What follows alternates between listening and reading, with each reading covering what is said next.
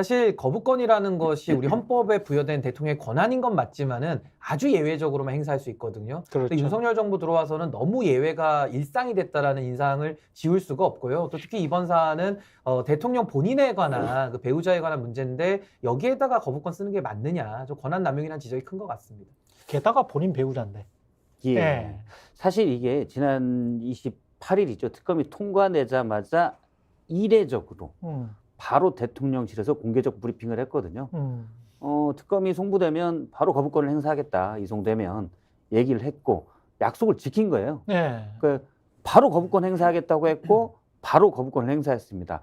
근데 이거는 뭐 말씀하신 대로 정말 국회의 입법권을 무시한 처사 이런 것도 다 맞는데 저는 이 메시지가 바로바로 하는 게 따로 메시지가 있다고 봐요. 어떤 메시지일까요? 이거는 뭐 야당이나 또는 대통령실에 이관섭 비서실장이 얘기했듯이 이게 악법이다. 이걸 강력한 메시지를 내기 위해서 이런 것보다는 여당 들으라는 얘기예요. 특별히 이제 한동훈 위원장 들어라.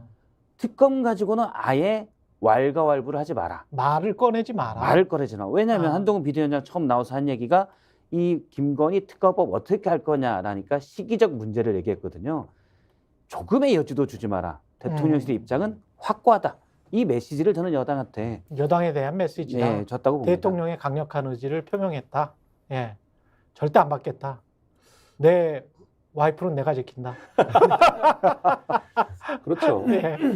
그러니까 이 거부권 행사라는 걸 정부의 법안이 이송된 다음에 이전에 거부권 행사하는 걸 보면은 최대한 2주 정도를 묵히기도 했습니다. 그러니까 그만큼 앞에 신인규 이제 창준위원장 말씀하신 것처럼 뭔가 고뇌하는 모습을 보여줘야 돼요. 거부권 행사라는 거는 그렇게 밥 먹고 뭐 아메리카노 한 잔 마시듯이 할 수 있는 게 아니기 때문에 입법부에서 어쨌든 처리한 법안을 다른 어떤 절차적인 어떤 그러한 정당성 없이 대통령 본인의 결단과 이런 것으로만 행사를 하는 거잖아요. 그렇다고 하면은 그만큼의 나름대로의 고심하는 모습 보여줘야 되는 건데 이거는 그렇지 않았거든요. 이미 정부에 이송되기 전부터 왜 빨리 이송을 안 하냐, 국회는 왜 이렇게 빨리 법안을 넘겨주지 않느냐 이런 얘기를 언론에다 대고 막 하는 분위기였고, 그리고 이 거부권 행사한 날도 보면은 이관섭 비서실장이 나와가지고 이것에 대한 이제 거부권을 왜 행사할 수밖에 없었는지에 대한 설명을 막 하는데 최소한 대통령실이 설명해야 되는 내용은 이게 법리적으로 왜 안 맞는지, 그래서 우리가 왜 거부권을 행사할 수밖에 없는지에 대해서 아주 드라이하게 설명을 해야 되는 거거든요. 법리적인 어떤 무리수 이런 거에 국한해가지고. 근데 거의 그날 설명한 거는 평론가였어요. 이관섭 평론가였어요. 유체이탈. 예. 거의 이제 뭐 예를 들면 앞서 말씀하신 정치적으로 이용될 소지가 다분하고 그다음에 문재인 정권에서 탈탈 털어가지고 이게 더 이상 이 조사조차 못한 그러한 어떤 사안이다. 도이치모터스 특검에 대해 이제까지 쭉 이야기했던 그렇죠. 것들. 그거에 대해서. 예. 그다음에 이제 대장동 특검에 대해서도 이게 그 당시에 예를 들면 50억 원을 누군가 대장동 사업과 관련돼서 줬다라고 하면은 그거는 결국은 이재명 대표, 이 당시 이재명 성남시장 주변에 있는 사람들이 뭔가 이제 도움이 되기 위해서 한 일 아니겠느냐. 그러니까 이것도 이재명 대표 방탄을 위한 어떤 법안이다. 이렇게 얘기를 하거든요. 근데 그게 대통령실이 거부권 행사를 정당화하는 논리로 얘기를 직접적으로 할 수 있는 거야. 저는 여당이 그렇게 주장한다고 하면은 그거는 여야가 뭐 정쟁을 하면서 내놓는 논리이기도 할 테니까 예. 그건 한번 싸워봐라. 그렇게 얘기하고 싶은데 대통령실이 거부권 행사하면서 그렇게 얘기한다는 게 잘 이해가 안 됩니다.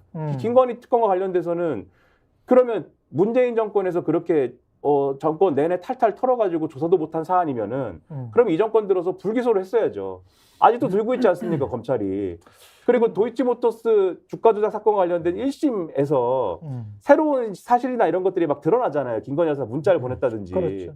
그런 거에 대해서도 손을 안 대고 있지 않습니까?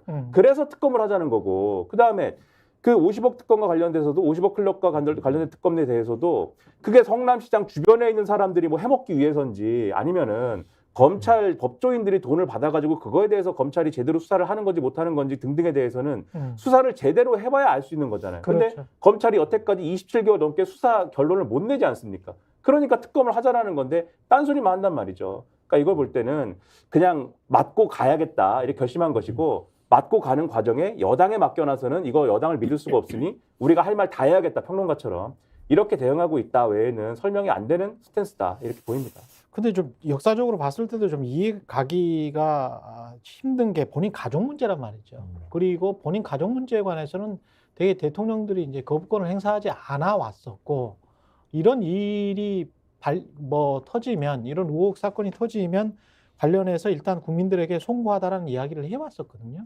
그리고 본인이 직접 나섰어요. 그게 또 달라. 김대중 전 대통령이든 누구든 간에 김영삼 전 대통령이든 누구든 간에 심지어는 이명박 전 대통령도 그랬죠.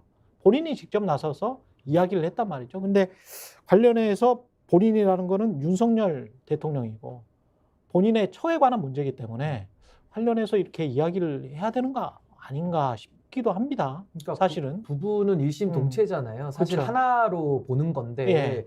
사실은 대통령의 현직 대통령의 배우자, 그러니까 영부인에 대해서 특검을 한다는 게 얼마나 불행한 일입니까? 나라 전체적으로는. 그렇죠. 그럼에도 불구하고 특검이 필요했던 이유는 아까 김민하 평론가님 말씀하신 대로 기존 검찰이, 그러니까 검찰 출신 대통령을 배출하다 보니까 수사를 안 하는 겁니다.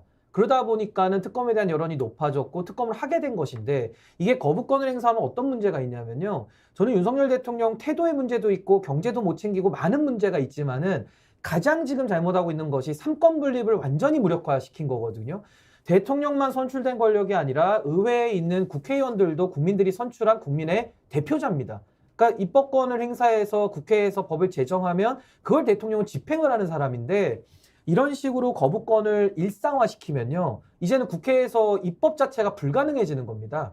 그래서 저는 우리 헌법에도 보면은 거부권을 행사할 때 대통령이 이의서를 첨부해서 보내게 돼 있거든요. 근데 그 이의라는 것이 총선에 영향 미친다 지금 이것밖에 없는 거예요. 그러면 그 총선의 영향이라는 것이 오히려 김건희 여사에 대한 수사가 안 돼 있으면 오히려 국민들의 눈가기를 가리는 상태에서 총선을 영향을 미치겠다는 얘기거든요. 그래서 이 부분에 대해서는 윤석열 대통령이 이의서를 붙인다는 그 맥락에서 정말 국민들이 납득할 수 없는 이의를 지금 붙이고 있다. 이 부분에 대해서는 국민들이 동의하기가 매우 어렵습니다. 일단 저희 연구소가 이제 사람과 사회 연구소 아닙니까? 그래요. 이 사람에 대한 실존적 분석을 해보면 예. 윤석열 대통령의 스타일, 키워드를 보면 제가 뭐 직접 만난 적은 한 번밖에 없지만 말과 행동 드러나는 언론상에 나오는 걸 보면 제가 보는 두 가지 키워드가 있어요. 예. 저항하고 보호입니다. 저항하고 보호한다. 예, 그렇죠. 들이받고 감싼다. 그렇죠. 아주 이 말 쉽네요. 들이받고 제가 감싼다. 좀 용어가 저렴합니다. 아니 저 구어체 좋아해요. 예. 저항하고 왜냐하면 국정원 댓글 사건 때 아, 또 조국 장관 수사 때도 당시 박근혜 전 대통령, 문재인 전 대통령에게 최고 권력에 강하게 저항했거든요. 어쩌면 뭐 검사로서의 본인의 소신을 지킬 수도 있는 게 하나가 있겠지만 그 저항의 또 안에 뭐가 있냐? 자기를 따르던 검사들을 보호하는 측면도 있었어요. 근데 우리가 이제 이걸 좀 더 편하게 얘기하면 이제 대형 리더십 같은 건데 좀 더 이해하기 쉬운 뉘앙스는 따거가 되는 거죠. 예, 맞습니다. 따거가 되는 건데 그러면 따거가 제일 지킬 건 뭐예요? 식구예요. 식구, 자기 조직. 그렇죠. 예. 이 식구 중에 특활비 줬던 사람들. 일본 식구는 와이프예요, 와이프. 아, 일본 식구는 와이프. 와이프죠. 일본 예. 식구는 물론 일심동체가 아닐 때가 부부가 많지만 예. 일단 외부적으로 볼 때는 굉장히 현실적이시네요. 그렇죠. 가장 제가 이제 사람과 사회 예. 사람을 분석해 보면 예. 1차 보호 대상은 자기 가족입니다. 아, 그건 맞지. 그렇죠. 예.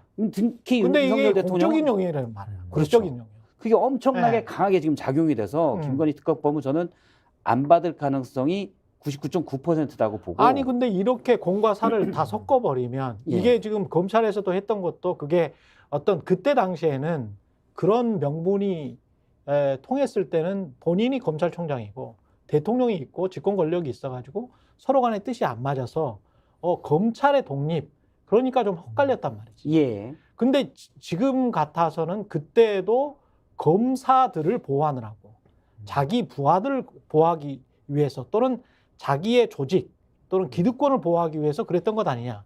지금도 자기의 사익, 자기의 가족, 자기의 어떤 식구들을 보호하기 위해서 그러는 거 아니야. 이러면은 이제 다 사적인 영역이란 말이죠. 사실은.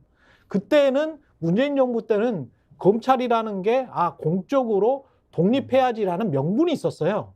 근데 지금은 하는 행위들 자체가 검찰이 자꾸 정치적으로 나오면서 검찰이 너무 정치적인 거 아니야? 이걸 그냥 다 심어줘 버렸잖아요. 예. 그 이후에 검찰 조직을 보호해야 되겠다라고 하는 거는 본인의 정치 조직 보호해야 되겠다 이렇게밖에 안 비치는 거거든.